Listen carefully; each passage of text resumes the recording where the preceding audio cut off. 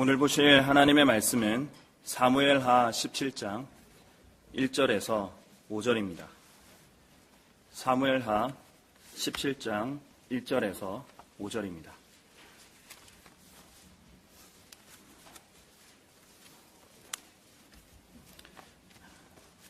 제가 받들어 읽겠습니다. 또 아히도펠이 압살롬에게 말하기를 이제 나로 1만 2천 명을 선정하게 하소서. 내가 오늘 밤 일어나서 다윗을 추격하리이다. 그가 피곤하고 약해졌을 때 내가 그에게 가서 그를 무섭게 한 후 그와 함께한 모든 사람이 도망하면 내가 그 왕만을 치고 온 백성을 왕께로 데려오리이다. 왕께서 찾는 그 사람은 마치 돌아온 모든 자와 같으리니 온 백성이 편안하리이다 하니 그 말이 압살롬과 이스라엘의 모든 장로들을 기쁘게 한지라. 그때 압살롬이 말하기를 이제 아렉인 후세도 부르라. 그가 무엇이라 하는지 들어보자 하니라. 저는 오늘 본문으로 아히도펠의 계략들이라는 제목의 설교를 하겠습니다. 설교를 위해서 기도하겠습니다. 참으로 우리가 아직 죄인이었을 때, 세상에 소망도 없고 세상에서 하나님도 없을 때 주님께서 먼저 사랑해 주시고 저희를 구원하셔서 저희를 친구 삼아 주시고 동행해 주시니 참으로 감사와 찬양을 드립니다. 주님, 참으로 이 강단에 서 있는 저는 마른 막대기와 같은 존재입니다. 그러나 주님께서 사용해 주셔서 주님의 유용한 도구가 되게 해주시길 간구드립니다. 주님, 이 시간 주님의 손에 의탁드립니다. 주님께서 말씀이 전파될 때 성도들의 마음을 휘저어 주시길 간구드립니다. 또 지혜와 명철을 주셔서 주의 뜻을 아는 지식으로 충만케 되게 해주시고 그 뜻 안에서 온전하고 완전하게 서 있을 수 있도록 인도해 주시옵소서. 주님께 모든 것을 맡겨드리옵고 이제 곧 다시 오실 주 예수 그리스도의 이름으로 기도드립니다. 아멘. AD 612년 수나라는 수륙 양쪽으로 고구려를 침공했습니다. 좌우 각각 12군으로 형성된 수나라의 병력은 총 113만 3,800명으로 군량 운반자의 숫자는 이에 배가 넘었으며 군대를 출발시키는데도 40일이 소요되었습니다. 수군은 곧 요동성을 포위 공격했으나 고구려의 완강한 저항과 지휘계통의 혼란 등으로 지구전으로 돌입하게 되었고 이에 수나라는 30만 5천 명의 별동대를 편성해 압록강을 건너 고구려의 국도인 평양성으로 바로 쳐들어가 대세를 결정지으려 하였습니다. 하지만 별동대는 지휘부 내부의 불화와 물자 부족 등으로 더 이상의 진군이 불가능하게 되었습니다. 바로 이러한 약점은 압록강을 건너기도 전에 고구려 장군 을지문덕에게 간파당하였습니다. 이에 고구려는 그들을 고구려 깊숙이 유도해 그들의 능력을 한계점에 도달하게 한 뒤 거짓 항복을 청해 퇴각할 구실을 만들어주는 척하면서 일대 추격전을 전개하였습니다. 그리고 퇴각하는 수군이 살수를 건너고 있을 때 이들을 배후에서 공격해 수나라 군사를 몰살시켰습니다. 요동성까지 살아간 병력은 겨우 2,700명에 불과했습니다. 이와 같이 전쟁에서 책략의 역할은 매우 중요합니다. 한 사람의 책략으로 인하여 압도적인 병력 차이를 뒤집고 승리하기도 하고 반대로 상대편의 책략으로 인해 필승의 전투가 참패의 전투로 변하기도 합니다. 성경 역시 현명한 조언이 전쟁에서 얼마나 중요한지를 알려줍니다. 잠언은 현명한 조언으로 너는 내 전쟁을 하라. 좋은 자가 많아야 안전하니라. 모든 목적마다 의논으로 성취되나니 훌륭한 조언으로 전쟁할지니라고 말합니다. 또한 전도서에서는 지혜가 전쟁의 무기들보다 낫고 지혜는 성읍 안에 있는 10명의 용사들보다 현명한 한 사람을 더 능력 있게 한다고 말합니다. 위의 구절들은 전쟁에서 뛰어난 전략가의 영향력이 얼마나 큰지를 말해줍니다. 본문에 등장하는 아히도펠 역시 그러한 전략가였습니다. 그는 왕의 좋은 자라고 불리며 본문 앞에 있는 사무엘하 16장 23절에서는 그가 다윗과 함께 했을 때나 압살롬과 함께 했을 때나 그의 모든 계략은 마치 사람이 하나님의 말씀에 물었던 것과 같았다고 말합니다. 하나님께서 말씀하신 것처럼 정확한 때와 정확한 방법을 탁월하게 제시한 것입니다. 하지만 그의 문제는 이러한 지혜를 하나님의 기름 부음 받으니 다윗을 대적하는 데 사용했다는 것입니다. 이 점에서 그는 사탄의 예표가 됩니다. 사탄 역시 우주의 2인자로서 하나님 다음 가는 능력과 지혜를 소유했고 하나님과 그의 백성들을 대적하는 데 이를 지금까지 사용하고 있습니다. 우리의 대적 마귀는 고도의 지능을 지닌 존재로서 각종 계략과 전술에 능한 천재지략가이자 강하고 잘 무장되어 있는 투사입니다. 지난 6,000년간 인간을 다룬 이 베테랑은 모세, 다니엘, 요셉, 다윗, 베드로, 바울 같은 용사들도 쓰러뜨린 적이 있으며 이 일은 그에게 쉬운 일이었습니다. 다니엘서에서 그는 군대의 신호로서 제시되며 정사와 권세와 이 세상의 어둠의 주관자들과 영적 악을 이끄는 군대 대장입니다. 이러한 사탄과 맞서 싸우는 영적 전쟁의 치열함은 상상을 초월하며 어느 설교자가 말했듯이 지금까지 인류 역사의 수많은 전쟁들은 마귀와 그리스도인 간의 치열한 싸움인 영적 전쟁에 비하면 어린아이의 소풍에 불과합니다. 밥 존스 시니어는 러크만 박사가 구원받은 지 얼마 되지 않은 무렵에 다음과 같은 조언을 해줬다고 합니다. 피트, 자녀가 시작하려는 사역은 말이지 세상의 모든 전장보다 더 치열한 전투가 될 것세. 2차 세계대전에 참전한 경험이 있었던 러크만 박사는 전쟁의 참상을 잘 알기에 그 말을 전혀 믿지 않았었지만 수십 년간의 사역을 통해서 그 말이 진실이자 최고의 조언이었음을 고백합니다. 러크만 박사는 러크만의 전장일기라는 책에서 다음과 같이 말했습니다. 라오디케아 교회 시대의 배교를 막을 수 있는 방법은 없다. 배교는 예언되어 있고 그것은 성취될 것이다. 교회 시대의 끝에 그리스도의 몸에 대한 하나님의 계획은 완전한 배교이다.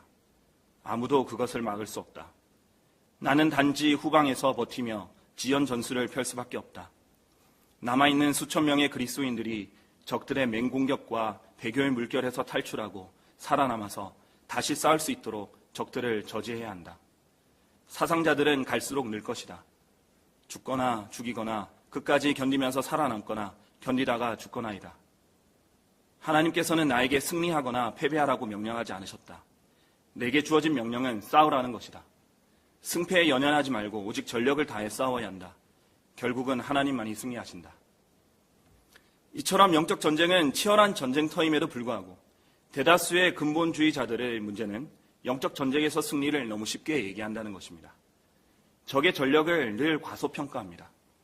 배교란 용어를 구원받지 않은 자유주의자들에게 한정합니다.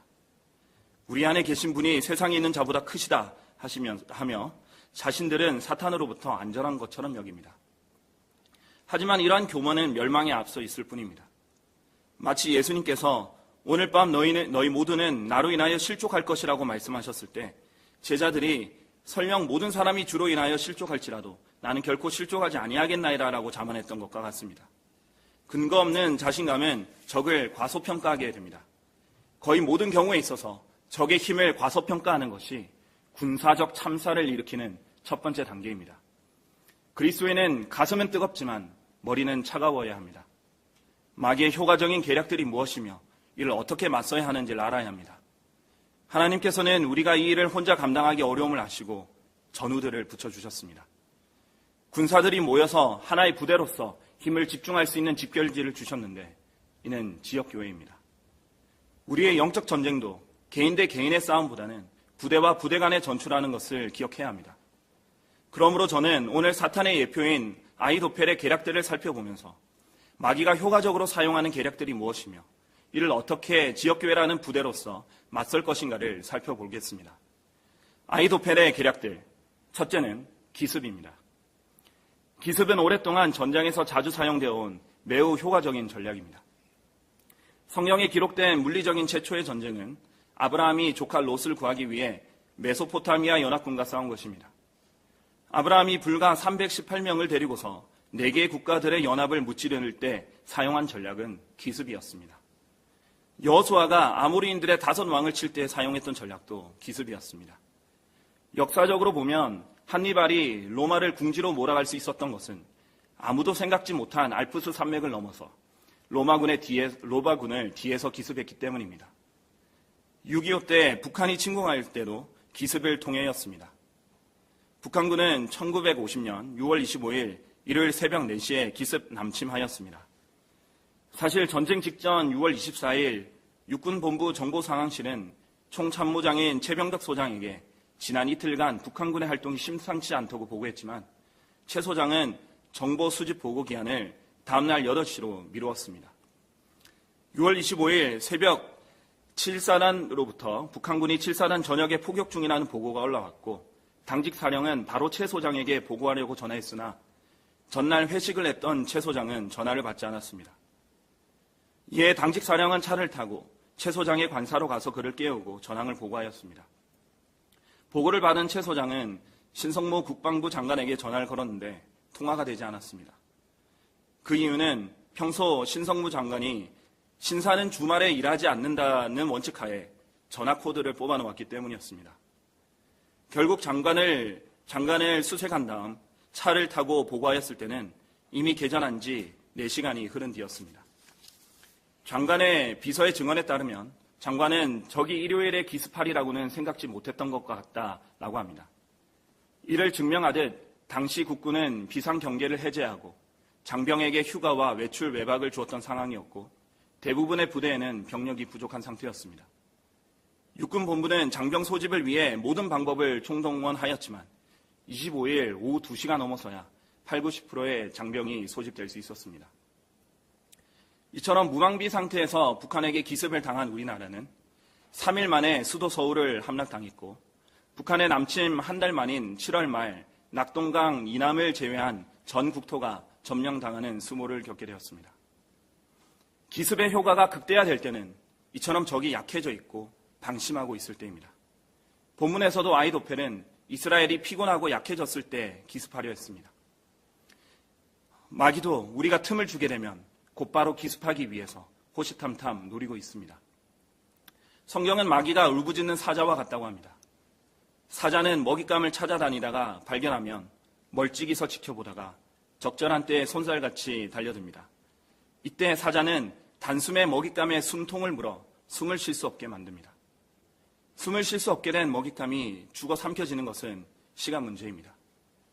만일 성도가 호흡과 같은 기도 생활을 멈춰 있다면 이는 마귀에게 숨통이 물려 있는 것과 같습니다.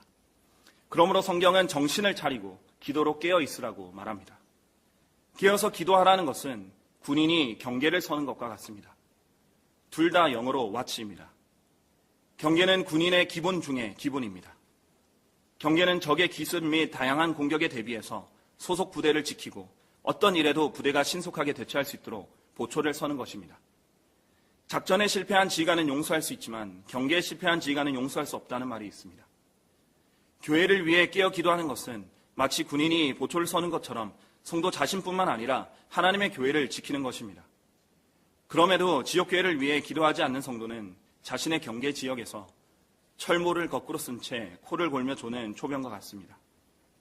이는 마귀에게 틈을 내어주는 행위이며 마귀에게 기습을 허락하여 아군의 방어선을 뚫리게 하는 원흉이 됩니다. 그러므로 주님을 사랑하고 주님의 교회를 사랑하는 성도들은 교회를 위하여 정신을 차리고 기도로 깨어 있어야 합니다. 아히도펠의 계략들, 둘째로 두려움과 낙담입니다. 본문에서 아히도펠은 기습으로 다윗과 그와 함께한 군대를 두렵게 만들면 왕과 함께한 모든 사람들이 도망할 것이라고 말합니다. 두려움과 낙담은 마귀가 좋아하는 전략입니다. 일단 낙담하면 모든 것을 포기하고 도망가기 때문입니다. 바알의 선지자 450명과 혈혈단신 맞서 싸워 승리한 그 담대했던 엘리야도 마찬가지였습니다. 이세벨이 생명을 위협하자 이를 두려워하여 도망갔고 피곤하고 지쳤을 때 낙담하여 하나님께 포기하겠다고 말한 것입니다. 전투에서 사기란 이기고야 말겠다는 의욕과 자신감이며 부대의 목표를 달성하고자 하는 의지입니다. 따라서 전쟁에서 사기는 매우 중요합니다. 손자병법에서는 다음과 같이 사기의 중요성에 대해서 말합니다. 적과 싸울 때는 적병의 사기를 꺾고 적장의 심지를 뒤흔들 수 있어야 한다. 용병하면서 적의 마음을 빼앗는 것이 관건이다. 원래 군사의 사기는 아침에 왕성하고 낮에 회의하고 저녁에 쉬게 마련이다. 중국의 초나라 왕이었던 항우에게 있었던 일입니다. 그는 중국 역사를 통틀어 가장 강한 무장으로 유명합니다. 하지만 아무도 당해낼 수 없었던 그를 무너뜨린 것은 다름 아닌 피리 한 자루였습니다. 한나라 연합군이 100만 명이 넘는 군대로도 항우를 쓰러뜨리지 못하고 포위만 하고 있을 때였습니다. 항우는 병사들과 함께 영루 안으로 들어가 문을 굳게 걸어 잠그고 있었습니다. 그런데 밤중에 문득 사면에서 초나라 민요를 부르는 피리 소리가 구슬프게 울려 퍼졌습니다. 초나라의 군사들은 애잔하게 흐르는 고향의 노랫소리에 두고 온 부모님과 자식들이 생각나 전의를 잃었고, 그날 밤 여러 장군들과 함께 대부분의 병사들이 적들에게 투항하고 말았습니다. 결국 다 도망가고 남은 병사는 수백 명밖에 되지 않았고, 항우는 남은 병사들을 이끌고 가까스로 포위를 뚫고 남쪽으로 탈출했지만 결국 26명밖에 남지 않은 병사들과 함께 강에 몰리게 되자 들고 있던 칼로 스스로 목을 찔러 죽고 말았습니다. 피리 하나로 항우를 잡은 이 책량은 한나라 장량의 것이었는데, 이 일은 사면에서 울려 퍼진 초나라 노래라는 뜻의 사면초가라는 말로 널리 알려지게 되었습니다. 마귀도 이 같은 낙심의 위력을 잘 알고 있으며 그는 개개인의 그리스도인들이 무엇에 취약하고 무엇에 낙심하는지를 잘 알고 있기에 갖은 방법으로 전의를 상실하게 만들 것입니다. 낙담한 성도는 싸울 힘이 없습니다. 잠언 24장 10절입니다. 내가 역경의 날에 낙담하면 내 힘은 미약해지느니라. 성경은 기드온의 첫째 아들 예렐이 포로로 잡혀온 세바와 살문나를 죽이라는 명령에 칼을 빼지 못한 이유가 그가 아직 어려서 두려워했기 때문이라고 말합니다. 만약 그리스도의 군사라는 자가 두려워 떨고 있다면 그는 묶여있는 적들을 향해서 칼도 빼지 못하는 겁쟁이로서 주변에 있는 아군에게까지 그 악영향을 끼칠 것입니다. 거대한 성 여리코를 단번에 무너뜨린 이스라엘이 소수의 사람들만 있는 자그마한 아이성 전투에서 패배했을 때 전투에서 30명 정도가 쓰러지자 백성의 마음이 녹아 물같이 되어 도망하기 시작했고 결국 3,000명 모두가 패주하였던 것입니다. 미국 전차군단의 지휘관이었던 조지 패튼 장군은 말했습니다. 두려움은 전염병이다. 지역교회에서도 영적 전쟁에서 칼조차 들지 않은 채 주저앉아 있는 사람은 주변에 반드시 영향을 끼치게 되어 있습니다. 전체의 사기를 떨어뜨릴 것입니다. 그러므로 러크만 박사는 이렇게 말했습니다. 겁에 질리고 낙담하는 자는 집으로 돌아가라. 우리는 겁쟁이들이 필요 없다. 예수 그리스도도 필요 없으시다. 교회도 필요 없다. 우리를 방해하지 말라.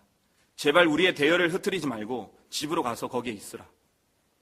신명기 20장 8절입니다. 겁에 질리고 낙담하는 자가 있느냐? 그는 자기 집으로 돌아갈지니 그의 형제들의 마음이 그의 마음과 같이 되지 않도록 하려 함이라. 미국 남부전쟁의 영웅 조슈아 체인벌리는 전투 중 위기의 순간 다음과 같이 말했습니다. 나는 오늘 죽을지도 모르지만 등에 총알이 박힌 채 죽지는 않을 것이다. 성경은 말씀하십니다. 죽정이가 미래에 무엇이겠느냐? 전쟁에서는 동료의 몸이 동강날 수도 있고 수류탄이 옆에서 터질 수도 있으며 주변에서 미쳐가는 사람들도 볼 수 있고 가장 친한 친구가 사살되기도 합니다. 훌륭한 군사라면 이런 상황에서도 강건하고 담대할 수 있는 정예가 되어야 합니다. 약하고 낙담한 사람들은 아무리 많이 모여 있어도 마귀를 대적할 수 없습니다. 하나님께는 다수의 죽정이가 필요하신 것이 아닙니다. 소수라도 강하고 담대한 훌륭한 군사가 필요하십니다. 아이도펠의 계략들, 셋째로 내가 그 왕만을 치리이다입니다. 아이도펠의 계략의 궁극적인 목적은 다윗을 치는 것이었습니다. 본문 1절에서 3절을 다시 살펴보겠습니다. 또 아이도펠이 압살롬에게 말하기를 이제 나로 12,000명을 선정하게 하소서. 내가 오늘 밤 일어나서 다윗을 추격하리이다. 그가 피곤하고 약해졌을 때 내가 그에게 가서 그를 무섭게 한 후 그와 함께한 모든 사람이 도망하면 내가 그 왕만을 치고 온 백성을 왕께로 데려오리이다.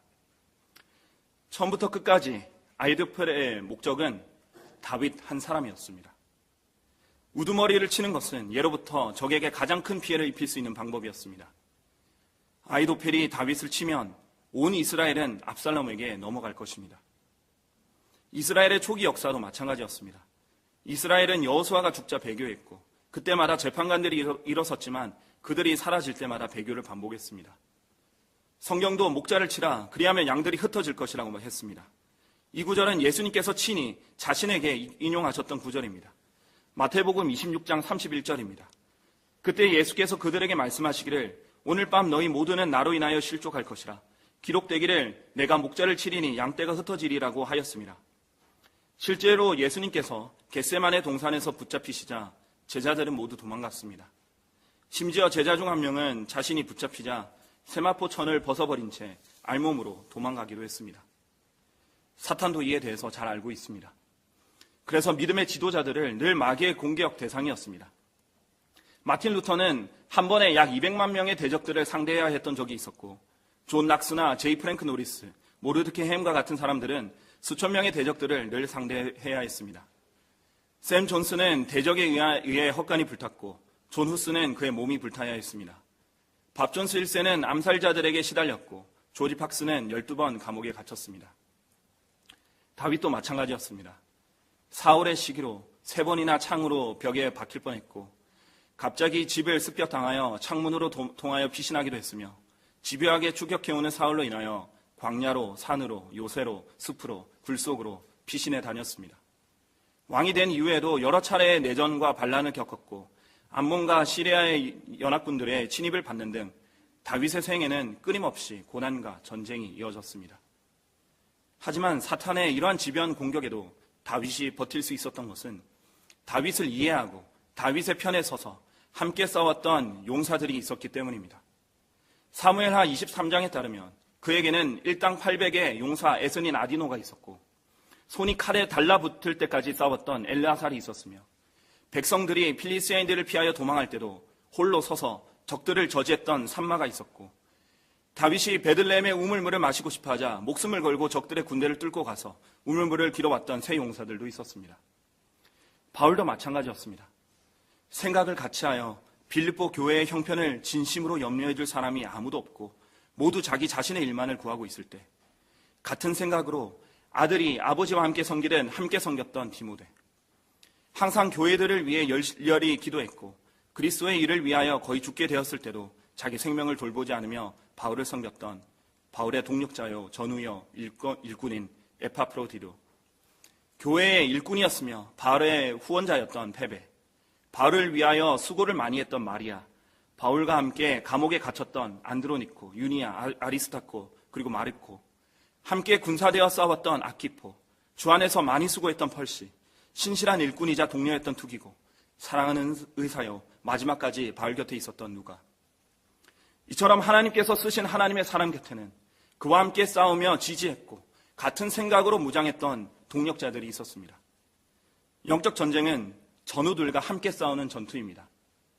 어떤 왕국이든지 서로 갈라지면 패망하고 어떤 성읍도 서로 갈라지면 서지 못한다는 예수님의 말처럼 지역교회도 서로 다른 생각으로 흩어져 있으면 마귀를 대적할 수 없습니다. 그러므로 성도 여러분, 바울이 나를 위하여 하나님께 드리는 너의 기도로 나와 함께 분투하라고 했던 것처럼 목자와 같은 생각과 같은 판단과 같은 사랑을 가지고 함께 분투합시다. 이렇게 결집할 때 힘이 집중되어 주의 전쟁을 신실하게 감당할 수 있을 것입니다. 이제 아히도펠의 이 탁월한 계략이 어떻게 실패했는지 그 과정에 대해서 살펴보면서 결론을 맺겠습니다. 본문보다 2장 앞에 있는 사무엘하 15장 31절을 보면 누군가가 다윗에게 아히도펠이 압살롬 편에 섰다고 보고합니다. 그러자 다윗은 즉시 주님께 기도합니다. 오 주여, 내가 간구하오니 아히도펠의 계략을 어리석게 하소서. 그리고 다윗은 그 산 정상에 이르러 하나님께 경배를 드립니다. 당시의 기도 내용이 시편 3편에 기록되어 있는데 시편 3편의 제목은 다윗의 시 그가 자기 아들 압살롬을 피할 때입니다. 다윗의 기도를 요약하면 다음과 같습니다. 주님, 저를 대적하여 일어서는 자들이 많습니다. 그들은 그에게는 하나님의 도움이 없다고 합니다. 그러나 오 주님, 주는 나의 방패이시오 나의 영광이시며 내 머리를 들어 올리시는 분이십니다. 수만 명이 나를 대적하여 포위해도 저는 두려워하지 않겠습니다. 오 주님, 일어나십시오. 오 나의 하나님, 저를 구원하여 주십시오. 구원은 주께 있습니다. 다윗은 두려운 상황에서도 구원은 주님께 있으며 이 전쟁의 결과가 주님께 달려있음을 고백한 것입니다. 이는 마치 다윗이 골리앗을 대적할 때 했던 고백과도 같습니다. 사무엘상 17장 45절입니다. 너는 칼과 창과 방패를 가지고 내게 오지만 나는 만군의 주의 이름, 즉 내가 모독한 이스라엘 군대의 하나님의 이름으로 내게 가노라. 다윗은 칼이나 창과 방패 등을 신뢰하지 않았습니다. 사람의 도움을 의지하지도 않았습니다. 자신의 힘과 경험도 신뢰하지 않았습니다. 다윗의 무기는 전쟁의 결과가 주님께 달려있음을 신뢰하는 믿음이었습니다. 다윗의 믿음은 전사이신 주님을 움직였습니다. 15장 32절에서 곧바로 한 인물이 등장하는데 다윗의 친구 아렉인 후세입니다. 하나님께서는 후세가 기적적으로 압살롬의 첩자로 들어갈 수 있도록 하셨습니다. 그리고 아히도펠이 탁월한 계략을 내어 압살롬과 이스라엘의 모든 장로들을 기쁘게 했을 때 하나님께서는 압살롬이 불러야 할 이유도 없는 후세를 부르도록 환경을 조성하십니다. 결국 후세를 불러 그의 계략을 들은 것을 계기로 압살롬은 아히도펠의 계략 대신 후세의 계략을 선택하게 되고 아히도펠의 계략은 무력화됩니다. 이에 대해 사무엘하 17장 14절은 다음과 같이 말합니다. 압살롬과 이스라엘 모든 사람이 말하기를 아렉인 후세의 계략이 아히도펠의 계략보다 더 낫다 하였으니 이는 주께서 압살롬에게 재앙을 가져오실 의도로 주께서 아히도펠의 좋은 계략이 실패하도록 정하셨습니다. 주님은 전사이십니다. 전쟁은 주님의 것입니다. 승패는 주님께 달려 있습니다. 우리가 저 큰 대적 사탄과 그의 군대를 대적하여 싸울 수 있는 것은 하나님께서 우리와 함께 하신다는 믿음이 있기 때문입니다. 신명기 31장 6절입니다. 너는 강건하고 담대하라. 그들을 두려워하거나 무서워하지 말라. 그분께서는 너와 함께 가실 주 너의 하나님이시니 그분께서는 너를 단념하지도 않으시고 버리지도 아니하시리라. 하나님께서 우리를 위해 싸우신 것보다 더 위대한 승리의 약속은 없습니다.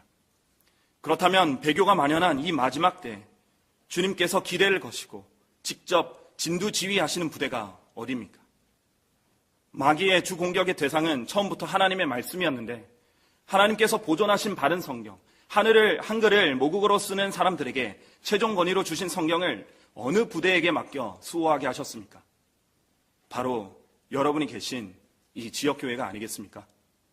그러므로 성도 여러분, 예수님께서 다시 오시는 그날까지 정신을 차리고 강건하고 담대하게 주를 위해 싸웁시다.